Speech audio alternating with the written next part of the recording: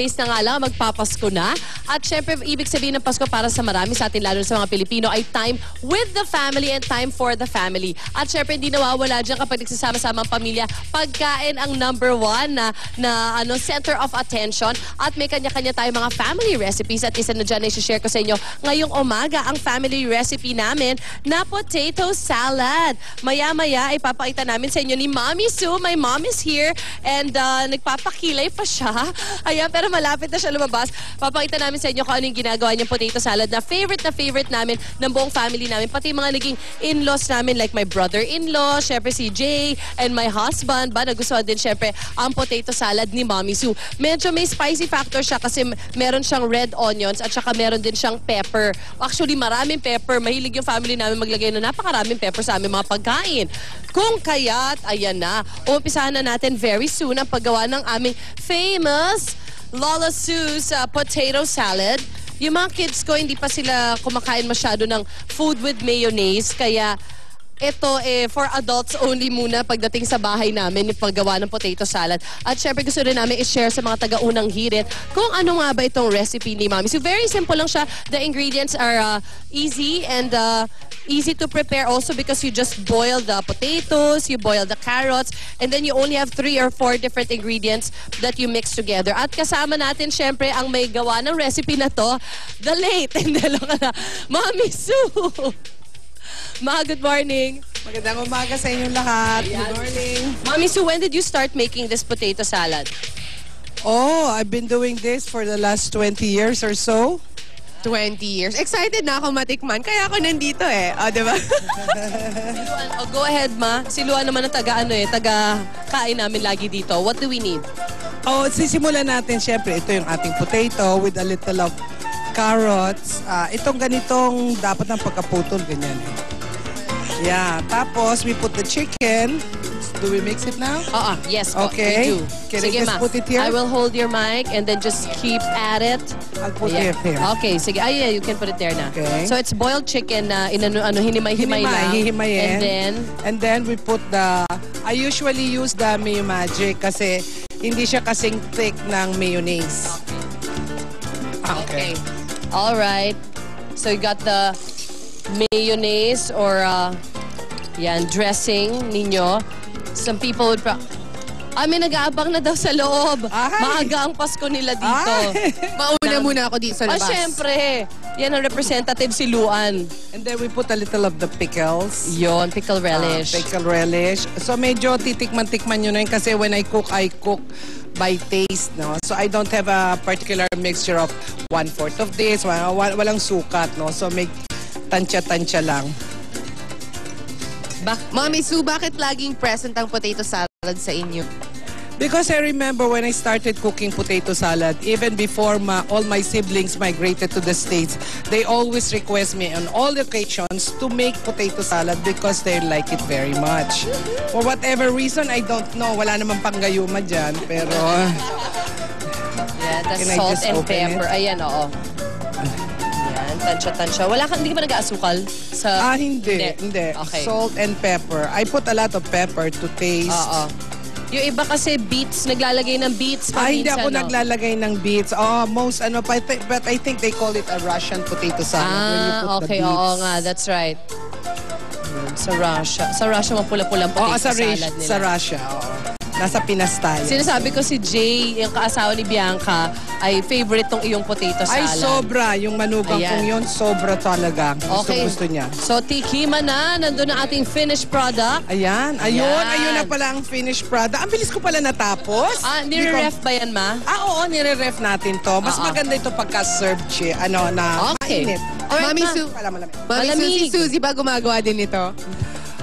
Parang hindi ko pa natatandaan. Okay, now you guys can sit here na, Mom. Sige, halika, Mommy Sue. You can sit here na. And then, tikman natin yung ginawa mo. Oo. Ayan.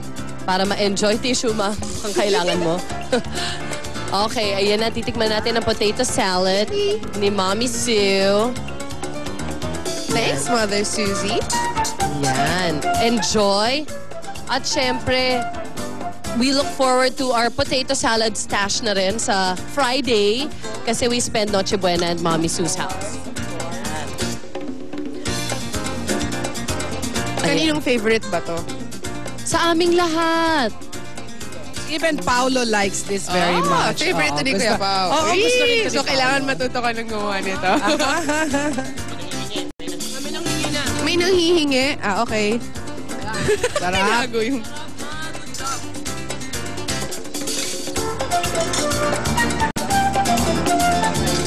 Okay, thank you so much, Mommy Sue. Maraming salamat. Maraming salamat din for having me here today. Merry Christmas to everyone. At syempre, isi-share na namin to sa mga nasa studio dyan. Magbabalik pa unang hirit. Back to studio.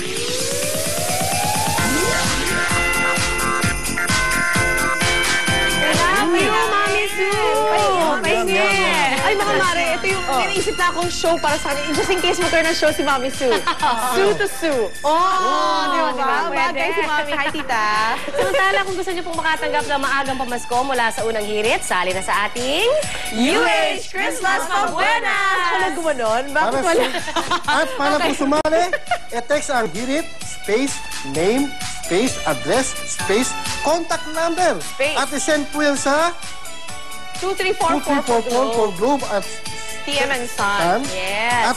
At naman 367 naman sa Smart and Talk and Text. Kaya mo yan, Arn. Very good. No, maaari kayong tumawag sa aming UH hotline na 928-5026. Mag-text ba o tumawag para mag-register at tumutok buong umaga sa unang hirit? Dahil anumang punto sa buong programa, ipipili po kami ng lucky viewer na aming tatawagan. Tatanungin namin kayo tungkol sa mga pinapalabas namin sa unang hirit kayong araw, ha? At kapag nasagot nyo ang aming tanong, mananalo kayo ng mga bigating papremyo tulad ng bonggang appliances at grocery showcase. Kaya sali na sa ating UH Christmas Pabuenas!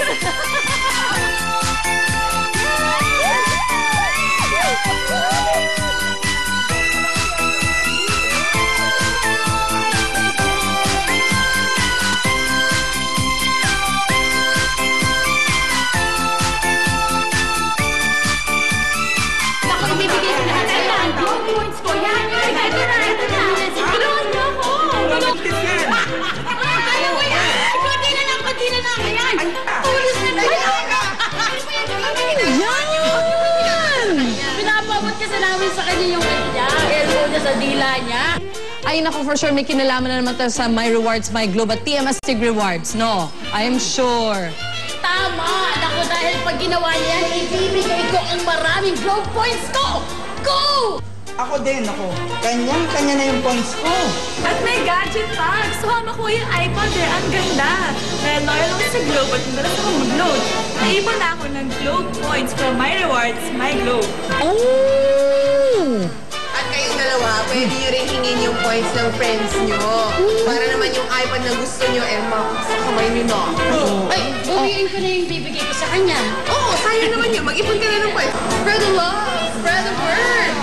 Ipon na rin kayo para naman yung iPad na gusto nyo, ay sa kamay nyo na. At kayo din po, mas mabilis nyo na makukuha ang rewards na gusto nyo like gadgets, handsets, and more pag humingi kayo ng points from your family and friends. Ang gagawin nyo lang ay ipatext sa kanila ang share, space, your 10-digit cell number, space, kung ilang points ang ibibigay nila sa inyo at ipasend nyo sa 4438. At huwag kalimutan mag-load for more points. Dito lang yan sa My Rewards, My Globe at TM Astig Rewards. All you have to do is text GIMME to 4438 or you can call 730-1000 or pwede rin mag-log on sa www.globe.com.ph/rewards for more details.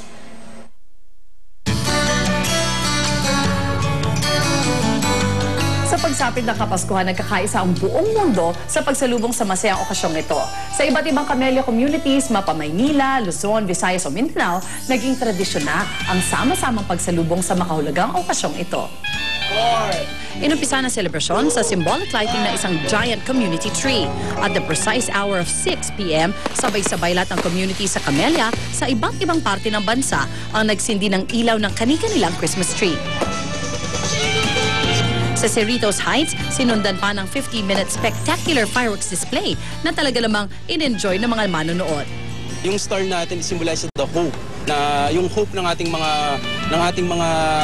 kapwa Pilipino na magkaroon ng bubong sa kanilang mga ulunan. President syempre sa party ang adopted daughter ng Camellia na si Chacha na magiliw na naghandog ng mga kanta para sa mga bisita. Isang malaking handaan naman ang naghihintay sa lahat na may live entertainment pa mula kay Jimmy Bondoc. At ang pinakamalaking handog ng Camellia sa pamilyang Pinoy at OFWs ay ang pagkakataong magkabahay ngayong Pasko through their easy-to-own homes packages under the Home for the Holidays promo. Itong taon na to, masaya namin binabalita na nagbigay kami ng promo. 5% down payment lang. Lipat ka na sa nakatayong bahay. Wala nang sasaya pa na tumira ngayong Kapaskuhan sa sarili mong bahay. Wala nang mas tatamis pa sa pagdiriwang ng Pasko kasama ang buong pamilya. At wala nang mas sasarap pa na magdaos ng Pasko sa inyong sariling tahanan. Madali na lang sa Camellia ang tahanan ng bawat Pinoy. Ang bahaging ito ay inihatid sa inyo ng Camellia.